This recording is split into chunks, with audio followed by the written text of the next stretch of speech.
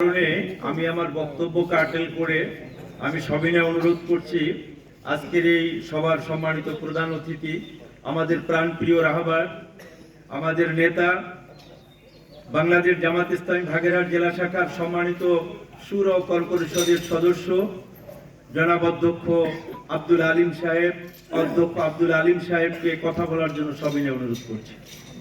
বিসমিল্লাহি মিনাশ শাইতানির রাজিম। বিসমিল্লাহির রহমানির রহিম।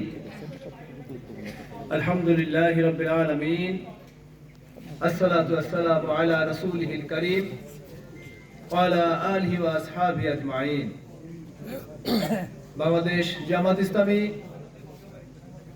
শরণখোলা উপজেলার খোন্তাকাটা ইউনিয়ন কর্তৃক আয়োজিত আজকের ইফতার মাহফিলের সম্মানিত সভাপতি আমাদের মাঝে উপস্থিত রয়েছেন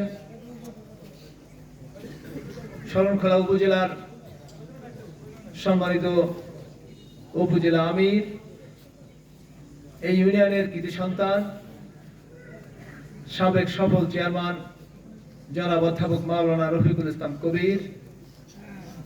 আমাদের মাঝে উপস্থিত রয়েছেন শরণখোলা উপজেলার সাবেক আমির, বর্তমানে নায়েবে আমির জনাব ডাক্তার ফজলুর রহমান সহ আমাদের সম্মানিত নেতৃবৃন্দ, হযরত উলামা একরাম, ইউনিয়নবাসী, রোজাদার ভাইরা, বন্ধুরা, আসসালামু আলাইকুম ওয়া রাহমাতুল্লাহি ওয়া বারাকাতুহু। আমরা মহান আল্লাহর শুকরিয়া জ্ঞাপন করছি যে তিনি আমাদেরকে রমজান মাসে রোজা রেখে ইফতারের পূর্ব মুহূর্তে মাহে রমজানের তাৎপর্যের উপর কিছু কথা বলার এবং কিছু কথা শোনার সুযোগ দিয়েছেন। সবাই বলে আলহামদুলিল্লাহ। দুরূদ এবং সালাম পেশ করছি আমাদের নেতা, আমাদের নবী, নির্যাতিত নিষ্পেষিত মানুষের বন্ধু, আকাই নামধারী, তাজিদারে মদিনা, মুহাম্মদে মুস্তাফা সাল্লাল্লাহু আলাইহি ওয়াসাল্লামের প্রতি। সম্মানিত উপস্থিতি, আমি আমার কথা বলার শুরুতেই আজকে স্মরণ করছি বাংলাদেশের স্বাধীনতা যুদ্ধে যে সকল সন্তানেরা জীবন উৎসর্গ করেছেন, শাহাদাত বরণ করেছেন, সেই সকল বীর সন্তানদের, সেই সকল শহীদদের প্রতি আমি বিনম্র শ্রদ্ধা জ্ঞাপন করছি। আল্লাহর কাছে দোয়া করছি, হে আল্লাহ, যে সকল সন্তানেরা জীবন উৎসর্গ করে আমাদের জন্য স্বাধীন সার্বভৌম রাষ্ট্র উপহার দিয়েছেন, সেই সকল বীর সন্তানদেরকে আপনি উত্তম জাযা দান করুন এবং তাদের জীবনের বিনিময়ে অর্জিত এই বাংলাদেশের স্বাধীনতা সার্বভৌমত্বকে আপনি সকল চক্রান্তের হাত থেকে হেফাজত করুন, আল্লাহুম্মা আমিন।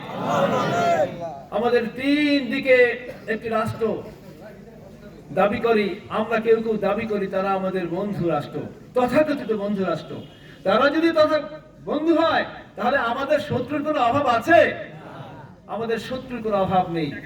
তারা কিন্তু সীমানার বাইরে থেকে ক্রমাগত ষড়যন্ত্র করছে, আধিপত্যবাদী আগ্রাসনের মাধ্যমে কি করে বাংলাদেশের স্বাধীনতা সার্বভৌমত্বকে কুক্ষিগত করে তাদের করলগত রাজ্য পরিণত করা যায়, এই চেষ্টা, এই প্রচেষ্টা, এই ষড়যন্ত্র তারা করছে। কথা ঠিক কিনা বলেন? সুতরাং আল্লাহর কাছে রমজান মাসের শেষ দশকের ইফতারের পূর্ব মুহূর্তে আমরা আল্লাহর দরবারে ফরিয়াদ করছি, ইফতারের পূর্বের দোয়া আল্লাহ রাব্বুল আলামিন কবুল করেন। হে আল্লাহ, বাংলাদেশের স্বাধীনতা সার্বভৌমত্বকে সকল আধিপত্যবাদী শক্তির হাত থেকে, সকল ষড়যন্ত্রকারীদের হাত থেকে আপনি হেফাজত করুন। সর্বশেষে জুলাই আগস্টের বিপ্লবের মাধ্যমে যে সকল হাজার হাজার সন্তানরা জীবন দিয়ে বাংলাদেশের স্বাধীনতাকে উদ্ধার করেছে, তাদের রক্তের বিনিময়ে অর্জিত আমাদের অধিকারকে আপনি কায়েম রাখুন, প্রতিষ্ঠিত রাখুন, আল্লাহুম্মা আমিন। সম্মানিত ভাইরা আমার, আল্লাহ রাব্বুল আলামিন বলেছেন, বিসমিল্লাহির রহমানির রহিম, শাহরু রমাদান আল্লাযী উনজিলা ফীহিল কুরআন হুদাল লিন-নাস ওয়া বায়্যিনাতিন মিনাল হুদা ওয়াল ফুরকান। আল্লাহ বলেছেন, এই সেই মাস রমজান, যে মাসে আমি মহাগ্রন্থ আল কোরআন নাজিল করেছি, এই কথা বলার পরে আল্লাহ রাব্বুল আলামিন এই আয়াতের মধ্যে মহাগ্রন্থ আল কোরআনের দুটো পরিচয় দিয়েছেন। এক নম্বর পরিচয় হলো হুদাল লিন্নাস। মহাগ্রন্থ আল কোরআন হলো কিয়ামত পর্যন্ত পৃথিবীতে যত মানুষ আসবে, যত পুরুষ আসবে, যত নারী আসবে, সকলের জন্য চলার পথের দিশা। বলেন সুবহানাল্লাহ। আর দ্বিতীয় পরিচয় কি দিলেন আল্লাহ রাব্বুল আলামিন? আবাইয়ানাতিন মিনাল হুদা ওয়াল ফুরকান। অর্থাৎ মহাগ্রন্থ আল কোরআন হলো পৃথিবীর মানুষের জন্য কোনটি ভালো, কোনটি মন্দ, কোনটি ন্যায়, কোনটি অন্যায়, কোনটি সত্য, কোনটি মিথ্যা, তার সুস্পষ্ট বর্ণনাকারী, ফয়সালাকারী কিতাব হলো মহাগ্রন্থ আল কোরআন। বলেন সুবহানাল্লাহ। আল্লাহ রাব্বুল আলামিন আমাদের প্রিয় নবী হযরত মুহাম্মদ মুস্তাফা সাল্লাল্লাহু আলাইহি ওয়াসাল্লামের মাধ্যমে পৃথিবীতে মহাগ্রন্থ আল কোরআন পাঠিয়েছেন। বলেন কথা ঠিক কিনা?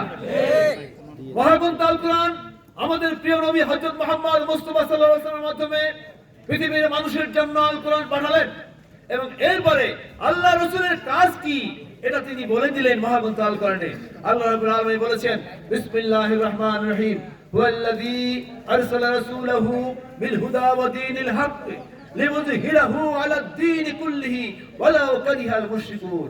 আল্লাহ বলেছেন, আমি রাসূলকে সত্য জীবন বিধান কোরআন সহ এই কারণে পাঠিয়েছি যাতে করে তিনি পৃথিবীর মুখ থেকে মানুষের তৈরি করা সকল ধরনের সমাজ এবং রাষ্ট্র কাঠামোকে মূলোৎপাটিত করে, উৎখাত করে, সরিয়ে দিয়ে আল্লাহর দেওয়া বিধান মহাগ্রন্থ আল কোরআনের আলোকে সমাজ এবং রাষ্ট্র কাঠামো বিনির্মাণ করবেন। তাতে কাফের এবং মুশরিকরা যতই অসন্তুষ্ট হোক না কেন কিছু যায় আছে না। বলেন সুবহানাল্লাহ। আমাদের প্রিয় নবী হযরত মুহাম্মদ মুস্তাফা সাল্লাল্লাহু আলাইহি ওয়াসাল্লাম আল্লাহর পক্ষ থেকে প্রাপ্ত দায়িত্ব যখন তার উপর অর্পিত হলো, তখন তিনি মক্কায় 13 বছর, মদিনায় 10 বছর, মোট 23 বছর তিনি নিরলস পরিশ্রম করেছেন।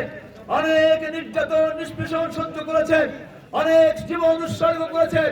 সাগর সাগর রক্তের বিনিময়ে বদর, উহুদ, খন্দক, মুতা এবং তবুকের মতো অসংখ্য যুদ্ধের বিনিময়ে, অনেক সাহাবাদের জীবনের বিনিময়ে তিনি মদিনাকে কেন্দ্র করে কোরআনের আলোকে একটি রাষ্ট্র কাঠামো প্রতিষ্ঠা করেছিলেন। বলেন ঠিক কিনা? বলেন।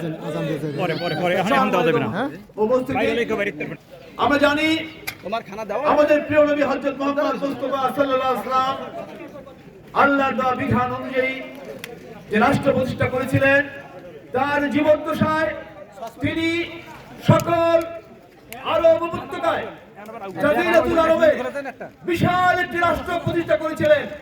তিনি যে রাষ্ট্র প্রতিষ্ঠা করেছিলেন সে রাষ্ট্রটি হবে বাংলাদেশের 50টি রাষ্ট্রের চেয়ে বড়। বলে সুবহানাল্লাহ। এবং তিনি সেই রাষ্ট্রটি প্রতিষ্ঠা করেছিলেন মহাগ্রন্থ আল কোরআনের বিধান অনুযায়ী তিনি পরিচালনা করতেন। ঐতিহাসিকগণ বলেন, সেই রাষ্ট্রের এক প্রান্ত ছিল সানা, আর এক প্রান্ত ছিল হাজরামাউত।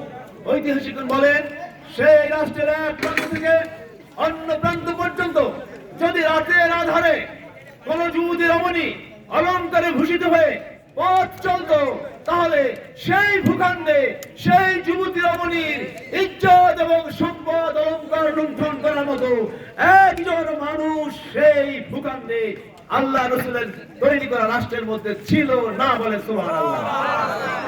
তাহলে এটা কিসের বরকতে সম্ভব হলো? মহাগ্রন্থ আল কোরআনের বরকতে আল্লাহ রাব্বুল আলামিন শান্তি প্রতিষ্ঠিত করতে সক্ষম হয়েছেন আমাদের প্রিয় নবী হযরত মুহাম্মদ মুস্তাফা সাল্লাল্লাহু আলাইহি ওয়াসাল্লাম। আমরা জানি মাত্র 10 বছর আগে যে জনপদকে বলা হতো আইয়ামে জাহিলিয়া, যে রাষ্ট্রকে বলা হতো আইয়ামে জাহিলিয়া, যে ভূখণ্ডকে বলা হতো অজ্ঞতার যুগ, বর্বরতার যুগ, যে সময়কে বলা হতো আইয়ামে জাহিলিয়া, যেখানে মানুষের জীবনে কোনো নিরাপত্তা ছিল না, যেখানে হত্যা, লুণ্ঠন, নাহাজানি, ধর্ষণ ছিল নিত্য নৈমিত্তিক ঘটনা, যেখানে অনাচার, দুরাচার, ব্যভিচার, লুটপাট, যুদ্ধ, বিগ্রহ ছিল নিয়মিত ঘটনা। যে দেশে মানুষ অর্থের অভাবে একমাত্র উপার্জন ক্ষমতাদের একমাত্র ব্যবস্থা ছিল হচ্ছে লুট ছাড়া, ডাকাতি ছাড়া তাদের উপার্জনের আর কোনো পথ ছিল না। যে ভূখণ্ডের মানুষেরা নারীকে, আমাদের প্রিয় নবী হযরত মুহাম্মদ মুস্তাফা সাল্লাল্লাহু আলাইহি ওয়াসাল্লাম আল কোরআনের বিধান অনুযায়ী যখন সে রাষ্ট্র প্রতিষ্ঠা করলেন, সেই রাষ্ট্রে কোনো চুরি থাকলো না, কোনো রাহাজানি থাকলো না, ডাকাতি থাকলো না, ছিনতাই থাকলো না, লুটতরাজ থাকলো না। এবং মানুষ অর্থনৈতিকভাবে এতটা প্রবৃদ্ধি অর্জন করেছিল যে ঐতিহাসিকরা বলেন যে জাকাতের অর্থ নিয়ে মানুষেরা দাঁড়িয়ে দাঁড়িয়ে ঘুরতো, কিন্তু জাকাতের টাকা নেওয়ার মতো কোন দরিদ্র মানুষ সেই রাষ্ট্রে ছিল না, বলেন সুবহানাল্লাহ। সম্মানিত ভাইরা আমার, আল্লাহ রাসূলের পাক সাল্লাল্লাহু আলাইহি ওয়াসাল্লাম কর্তৃক প্রতিষ্ঠিত যে রাষ্ট্র, সেই রাষ্ট্রকে পৃথিবীর বুক থেকে উৎখাত করে ধ্বংস করার জন্য সকল কাফির শক্তিরা, সকল মুশরিক শক্তিরা ঐক্যবদ্ধভাবে মদিনা রাষ্ট্রকে ধ্বংস করে দেওয়ার জন্য বারবার আক্রমণ রচনা করেছিল। আমাদের প্রিয় নবী হযরত মুহাম্মদ মুস্তাফা সাল্লাল্লাহু আলাইহি ওয়াসাল্লাম তার সাহাবীদের সাথে নিয়ে সকল মোকাবিলাকে, সকল ষড়যন্ত্রকে এবং সকল ধরনের যুদ্ধকে তিনি মোকাবিলা করেছিলেন। কথা ঠিক কিনা বলেন? আমরা জানি ঐতিহাসিক 17ই রমজান ন্যায় এবং ইনসাফভিত্তিক শাসনকে পৃথিবীতে টিকিয়ে রাখার জন্য জীবন এবং সম্পদকে উৎসর্গ করে লড়াই সংগ্রামে ছাপিয়ে পড়েছিলেন, বলেন ঠিক কিনা? শুধু এখানে শেষ নয়, আমরা জানি ঐতিহাসিক মক্কা বিজয় অভিযানের যে দিন, সেই দিন ছিল রমজান। রমজানের মধ্যে রোজা রেখে আল্লাহ রাসূল এবং সাহাবারা যখন অভিযানে যাবেন, তখন আল্লাহর নির্দেশে আমাদের প্রিয় নবী হযরত মুহাম্মদ মুস্তাফা সাল্লাল্লাহু আলাইহি ওয়াসাল্লাম এবং তার সাহাবারা রোজা ভেঙে সেই অভিযানে অংশগ্রহণ করেছিলেন। এখানেই শেষ নয় সম্মানিত বন্ধুরা আমার, আমরা জানি খন্দকের যুদ্ধে সকল সম্মিলিত কুফরি শক্তি মদিনা রাষ্ট্রকে ধ্বংস করে দেওয়ার জন্য যখন হামলা করেছিল, সেই হামলা থেকে মদিনা রাষ্ট্রকে, ইসলামকে, মুসলমানদেরকে রক্ষা করার জন্য আমাদের প্রিয় নবী হযরত মুহাম্মদ মুস্তাফা সাল্লাল্লাহু আলাইহি ওয়াসাল্লাম একদিন এমন তীব্র লড়াইয়ে অংশগ্রহণ করেছিলেন যে ফজর থেকে শুরু করে একেবারে মাগরিব পর্যন্ত 4 ওয়াক্ত নামাজ, ফজর, জোহর, আসর, মাগরিব, এই 4 ওয়াক্ত নামাজ তিনি তার সাহাবাদের নিয়ে আদায় করতে